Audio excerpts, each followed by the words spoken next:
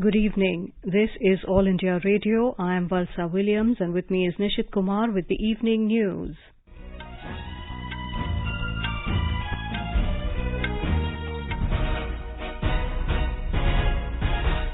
The headlines.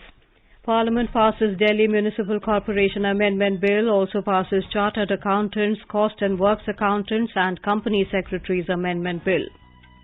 Information and Broadcasting Ministry blocks 22 YouTube news channels for spreading disinformation about India's national security and foreign relations. Commerce and Industry Minister Piyush Goyal reaches Melbourne on a 3-day visit to Australia, holds talks with Australian Prime Minister's Special Trade Envoy for India, Tony Abbott. Prime Minister Narendra Modi to address BJP workers on party's Foundation Day tomorrow. Pakistan Supreme Court seeks record of National Assembly proceedings on no trust motion, adjourns hearing till tomorrow. Sri Lanka ruling coalition loses majority, newly appointed Finance Minister Ali Sabri resigns. In sports, Indian boxer Sumit advances to semi-finals of Thailand Open, and an IPL cricket match between Rajasthan Royals and Royal Challengers Bangalore underway in Mumbai. Parliament has passed the Delhi Municipal Corporation Amendment Bill 2022 with the Rajya Sabha approving it today. The amendments moved by the opposition were also negated. The Lok Sabha has already passed the bill. The bill seeks to further amend the Delhi Municipal Corporation Act 1957 and proposes to unify the 3 existing municipal corporations of Delhi into one Municipal Corporation of Delhi. Replying to the discussion on the bill, Union Home Minister Amit Shah rejected the opposition charges, saying this bill has been brought by following all the constitutional norms. अनुच्छेद 239 ए के साथ अनुच्छेद 239 ए 3B के अनुसार संसद को दिल्ली संघ राज्य क्षेत्र या उसके किसी भी भाग के बारे में किसी भी विषय पर कानून बनाने का अधिकार प्राप्त है। इसके अतिरिक्त अनुच्छेद 239 ए 3C इसके तहत संसद को राष्ट्रीय राजधानी क्षेत्र दिल्ली विधानसभा द्वारा बनाए गए किसी भी कानून को संशोधित करने का, उसके स्वरूप को बदलने का या उसको निरस्त करने का भी अधिकार प्राप्त। ये भूल जाते हैं कि दिल्ली राजधानी क्षेत्र पूर्ण राज्य नहीं, इसका यूटी से भी एक अलग स्टेटस और इसके लिए संविधान के अंदर अलग प्रोविजन है। Mr. Shah alleged that the Delhi government has not disbursed the 40,561 crore rupees to the 3 civic bodies as per the recommendation of the 5th Delhi Finance Commission. He said if all the 3 municipal corporations are unified, then the administrative expenditure will be reduced and there will be 1 mayor in place of 3 mayors in Delhi. हर संवैधानिक जिम्मेदारी का निर्वहन करते हुए bill लाए हैं। ये bill में हमारी कोई मंशा नहीं है, न ही इस बिल के लागू होने के बाद निगमों की तिथि समाप्त होने के बाद हम कोई पॉलिटिकल एडमिनिस्ट्रेटर रखने वाले हैं। एक स्पेशल ऑफिसर आएगा एक्ट के तहत, वो पुराने एक्ट का प्रोविजन है, नए एक्ट का प्रोविजन नहीं है। जो पहले से एक्ट था उसी का है। हम कोई पॉलिटिकल व्यक्ति को नहीं रखेंगे बंगाल की तरह वाले। एक स्पेशल ऑफिसर है जो ऑफिसर इसको चलाए और चुनाव भी मान्यवर समय पर ही हो। चुनाव के समय से हमें ना अभी डरने की जरूरत है, ना 6 महीने के बाद डरने की जरूरत, मगर 6 महीने के बाद जिन लोगों को डर लग रहा है उनको चुनाव का हवा लग रहा है। The Parliament has passed the Chartered Accountants, the Cost and Works Accountants and the Company Secretaries Amendment Bill 2022 with the Rajya Sabha approving it today. The Lok Sabha has already passed the bill. The bill seeks to amend the Chartered Accountants Act 1949, the Cost and Works Accountants Act 1959 and the Company Secretaries Act 1980. Replying to the discussion on the bill, Finance and Corporate Affairs Minister Nirmala Sitharaman termed these institutes as 3 important pillars, stressing that corporate governance structure needs to be robust in the country. She said the bill will bring the required level of accountability and greater transparency. The minister said the requirement for robust regulation has increased as several companies and limited liability partnership have been incorporated due to emphasis on Stand Up India and Start Up India in the last few years. So the country has witnessed rapid changes in the way in which the economy is now being profiled, and therefore, even with the Companies Act and even with the IBC, we need to see how the LLP can make these companies, which are smaller, driven by individuals who have innovative ideas and who today are contributing to the Indian economy in a very big way. So at this time, the sanctity of the audited financial state, which is where all the chartered accountants' roles come into play, has got to be maintained, has got to be given its due position, and we need to have, therefore, audit and certification quality. We need to also have favorable investment climate being brought in. The Lok Sabha is discussing the Constitution, Scheduled Castes and Scheduled Tribes Orders Amendment Bill 2022. The bill amends the Constitution, Scheduled Castes Order 1950, the SC Order, to omit Bhogta community from the list of Scheduled Caste in relation to the state of Jharkhand, and the Constitution, Scheduled Tribes Order 1950 for inclusion of certain communities in the lists of Scheduled Tribes in relation to the state of Jharkhand. The Rajya Sabha has already passed the bill. The government today said that the forthcoming census is to be the first digital census, and there is a provision for self-enumeration.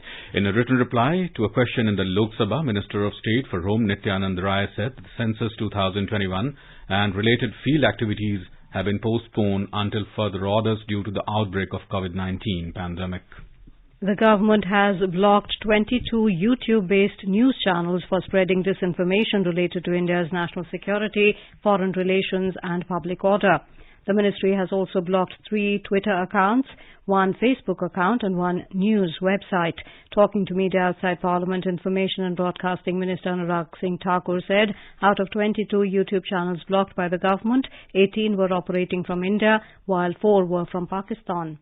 In the past also we have blocked many YouTube channels and the total number stands 78 today. If you look at these 22 YouTube channels which were blocked, 18 as I said reporting from India and 4 from Pakistan. Total views were 262 crore. They were involved in the misinformation against India, which will have an impact on the sovereignty and integrity of India and also on the national security and the India's relation with the other nations. They were spreading misinformation on Ukraine-Russia conflict, on the COVID news and other such issues which were directly impacting India. As I promised in our previous action when we took that whether the channels were operating from the foreign soil or from India, we'll take action. Commerce and Industry Minister Piyush Goyal held talks with Australian Prime Minister's Special Trade Envoy for India, Tony Abbott, in Melbourne this evening. Mr. Goyal reached Melbourne today on a 3-day visit to Australia. His visit comes after India and Australia signed the Economic Cooperation and Trade Agreement ECTA last Saturday.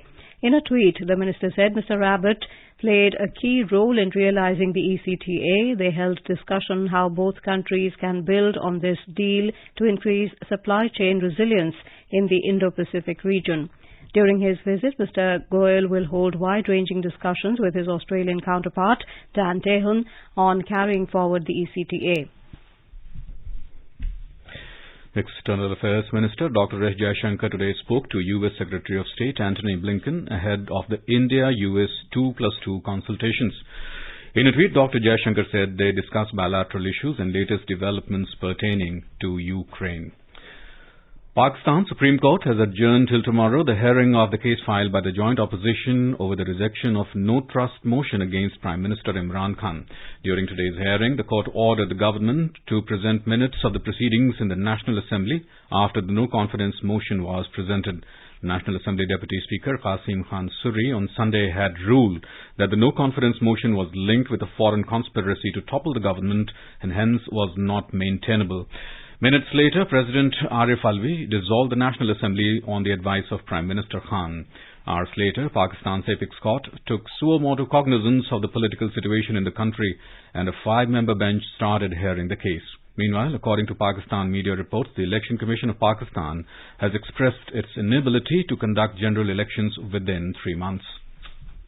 Sri Lankan President Gotabaya Rajapaksa's ruling coalition lost its majority in Parliament today after at least 41 lawmakers walked out of the alliance. The president had said he would not resign and was ready to hand over government to whoever proves 113-seat majority. An emergency health situation has been declared in Sri Lanka because of the severe drug shortage in the country. Earlier, Sri Lankan Finance Minister Ali Sabri resigned today, just a day after he was appointed to the post by President Rajapaksa. Sri Lankan police, in the meantime, have warned protesters not to take the law in their own hands and said strict action will be taken against those involved in violence during the agitations.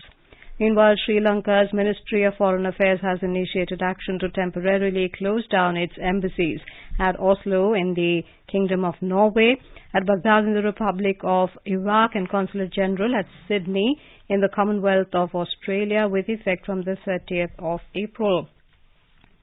Star cricketers Lasith Malinga, Mahila Jayawardene, Kumar Sangakkara, Bhanuka Rajapaksa and Vanindu Hasaranga have expressed their solidarity with the people of Sri Lanka amid the ongoing economic crisis.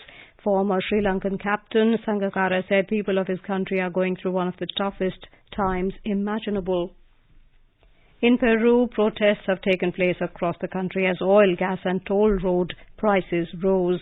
President Pedro Castillo today imposed a curfew in the capital city of Lima. The government said at least 4 people have been killed during the protests. A national strike took place in the country yesterday in response to inflation rising to a 26-year high. According to media reports, clashes with police resulted in some demonstrators being detained. Meanwhile, the government said it has been taking measures to curb rising fuel prices, including using subsidies. This is All India Radio giving you the news. For quick news updates around the clock, follow us on our Twitter handle @AIR News Alerts. क्या आप competitive exam की तैयारी कर रहे हैं? All India radio के नए programme अभ्यास में हमारे विशेषज्ञ आपके सवालों का देंगे जवाब। शनिवार रात 9:30 बजे FM गोल्ड पर इस बार का विषय है इंडियन पॉलिटी एंड कॉन्स्टिट्यूशन। आप इससे जुड़े सवाल व्हाट्सएप करें 9289094044 पर या सवाल ईमेल भी कर सकते हैं abhyas.airnews@gmail.com पर। भारतीय संविधान और राजनीति विषय पर आपके प्रश्न हमें 5 अप्रैल तक मिल जाने चाहिए। आपका अभ्यास हमारा प्रयास। FSSAI has launched Food Safety Connect app for food business operators and consumers.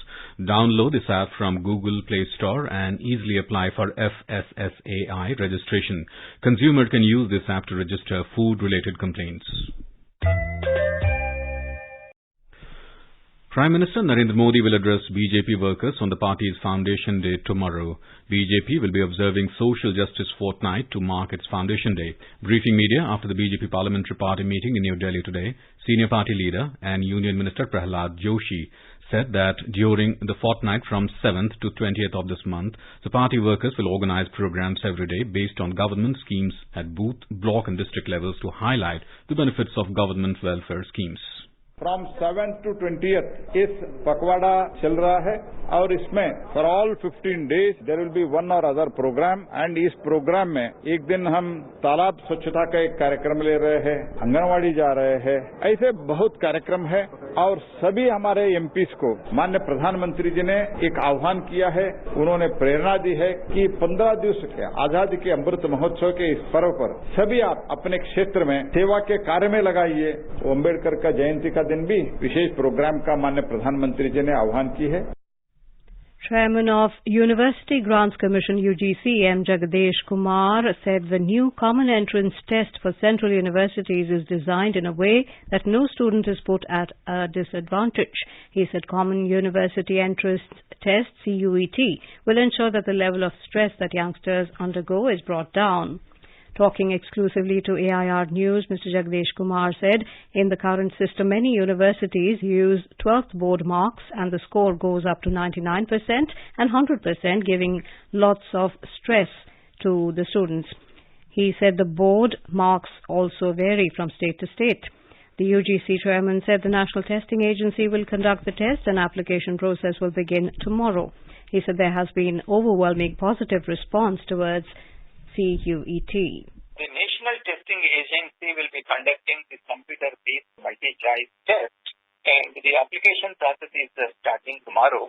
We are conducting this examination in 2 sessions. The first session, the students can decide to write 1 language paper, 2 domain subjects, and 1 general test. And the session will be for about 3.5 hours to 4 hours. And in the second session, the students can write 4 domain subject tests and 1 foreign language test. Now, how will the student choose which test to write? For this, you please look at the websites of the universities where you are planning to apply. The 6th anniversary of the Stand Up India scheme is being celebrated today.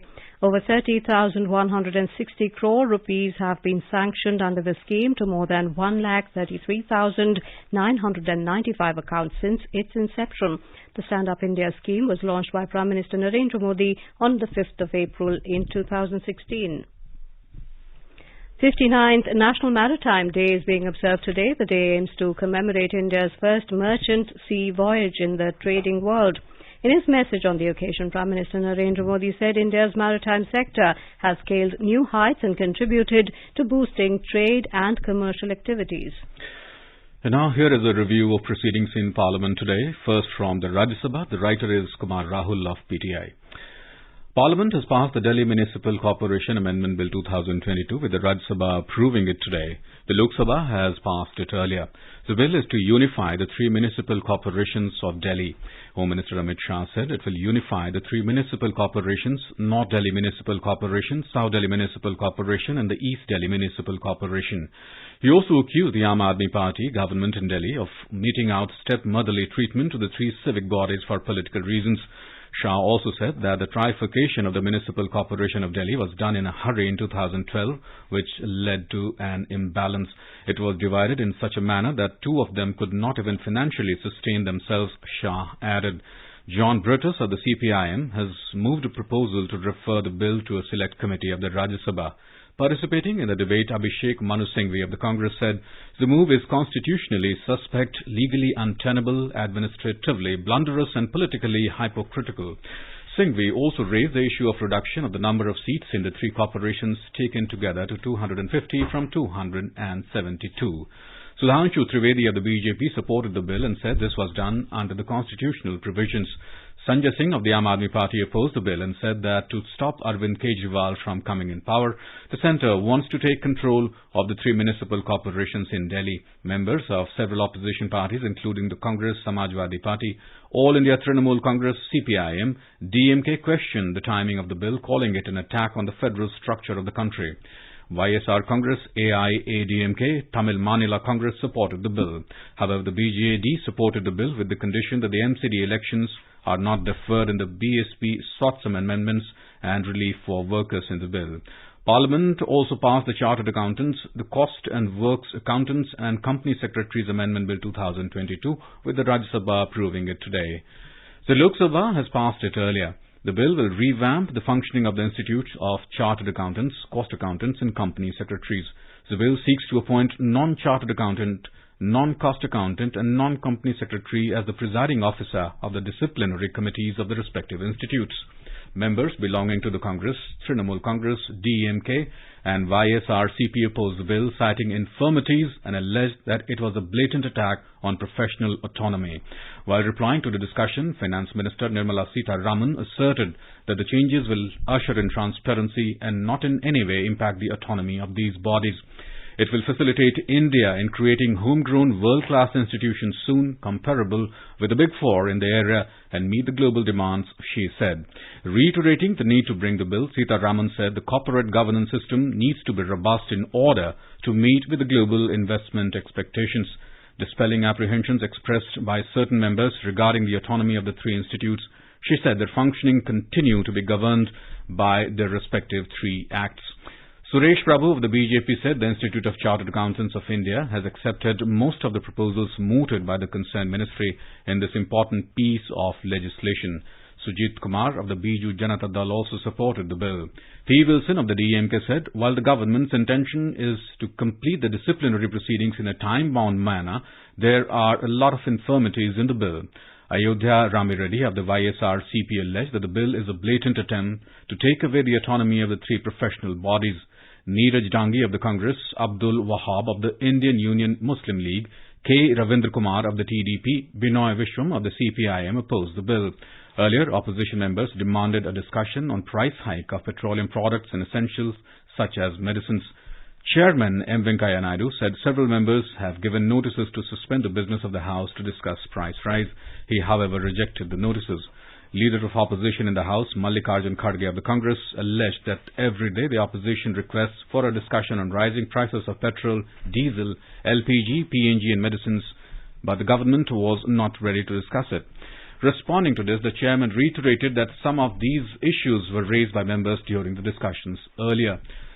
Sukhendu Shekhar Ray of the Trinamool Congress said it was true that during the appropriation bill and finance bill some casual references were made regarding the rising prices of petroleum products. However, the opposition wants a structured discussion on the issue, he said. K.R. Suresh Reddy of the Telangana Rashtra Samiti raised the issue related to procurement of parboiled rice in Telangana. As the chair did not accept the TRS notice on the issue, the party walked out of the House. During zero hour, Sanjay Raut of the Shiva Sena alleged that certain Chinese mobile apps were trying to destabilize the Indian economy through fraudulent practices and asked the government to take strict action against them. Raut also raised the issue of the recent arrest of 8 people by the Delhi police in a case related to fraud through a mobile app. He said that Pakistan-sponsored agencies like ISI have been circulating fake currency to damage India's economy, and now China has overtaken it. And now a review of proceedings in the Lok Sabha. Writer is senior journalist S. Phukan. The Lok Sabha today held a short duration discussion on the situation in Ukraine arising out of the conflict with Russia. Union ministers who were engaged in the evacuation exercise informed the House about the challenges involved and how Operation Ganga, the mission to rescue Indian students studying in Ukraine, was personally monitored by Prime Minister Narendra Modi. Minister for Petroleum Hardeep Puri said 18,000 stranded students were brought home from different countries bordering Ukraine under Operation Ganga. He defended the timing of the government's rescue mission and noted that several educational institutes had advised the students against leaving the country as they were either completing their courses in 4 to 5 months or a year at the most. The Petroleum Minister also said the ongoing war has impacted the fuel prices not only in India but across the globe, be it the US, the UK, Canada, Germany and Sri Lanka. He said petrol prices in these countries have gone up by over 50%, while in India the increase worked out to be only 5%. Civil Aviation Minister Jyotiraditya Scindia and Law Minister Kiren Rijiju, who were involved in Operation Ganga, also spoke in the House. N.K. Premachandran of RSP initiated the discussion while appreciating the evacuation effort. Mr. Premachandran said the rescue mission should have focused on places like Kiev and Sumy that bore the brunt of the Russian attack initially. Manish Tiwari of Congress said the government took a balanced foreign policy and followed the Nehruvian policy of non-alignment. He claimed that the evacuation of students from war-ravaged Ukraine chanted slogans in favor of the government was a self-defeating spectacle. Sudeep Bandyopadhyay of Trinamool Congress urged the government to take the lead in playing a mediator's role and assured his party's support on foreign policy. Supriya Sule of NCP complimented the Ministry of External Affairs for its excellent work. Pinaki Mishra of BJD lauded the government for being able to effectively handle pressure from the United States. Earlier in the day, External Affairs Minister S. Jaishankar introduced a bill that seeks to ban funding of weapons of mass destruction and empower the centre to freeze, seize or attach financial assets and resources of people engaged in such activities. Jaishankar introduced the bill amid sloganeering by opposition over fuel prices. Earlier, the law had banned only the manufacture of weapons of mass destruction and their delivery systems. The External Affairs Minister said the United Nations Security Council's targeted financial sanctions and recommendations of the Financial Action Task Force have mandated against financing activities as well. The bill seeks to insert a new Section 12A in the existing law, which states that no person shall finance any activity which is prohibited under this Act or under the United Nations Security Council Act 1947 or any other relevant act. As soon as the House assembled at 11 a.m., Adhir Ranjan Chaudhary of the Congress and T.R. Balu of DMK demanded a discussion on fuel prices and said that they were raised 13 times in the last 2 weeks. As Speaker Om Birla continued with the question hour, opposition members from Congress, DMK, Trinamool Congress, Shiv Sena, NCP and the left parties trooped into the well of the House. raising slogans against the government. During the question hour, the government answered important questions relating to functioning of food processing industries, training institutes for employment and fortified variety of crops. Union Minister for Food Processing Industries Prahlad Singh Patel said that food processing units continued their operations even during COVID-19 and recounted the steps taken by the government to facilitate it. That's all in Parliament Review. This is All India Radio giving you the news. अपने business को बढ़ाने के लिए लीजिए आकाशवाणी का सहयोग और दीजिए उसे बुलंदियों के पंख। आपका बिजनेस लोकल है या राष्ट्रीय, आकाशवाणी देती है उपभोक्ताओं तक पहुंचने का हर विकल्प। और अब तो आप घर, दफ्तर या दुकान पर बैठे बैठे कर सकते हैं आकाशवाणी के किसी भी केंद्र के लिए विज्ञापनों की बुकिंग। आकाशवाणी के विभिन्न चैनलों पर विज्ञापन देना सुलभ और सस्ता। बुकिंग है तो संपर्क करें 8700014242 पर। 8700014242।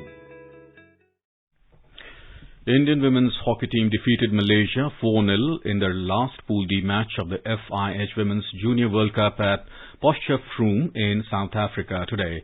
The Indians are currently atop Pool D with 3 wins from as many games. With the win, India have confirmed a spot against South Korea in the quarterfinal. The quarterfinals round will start from Friday.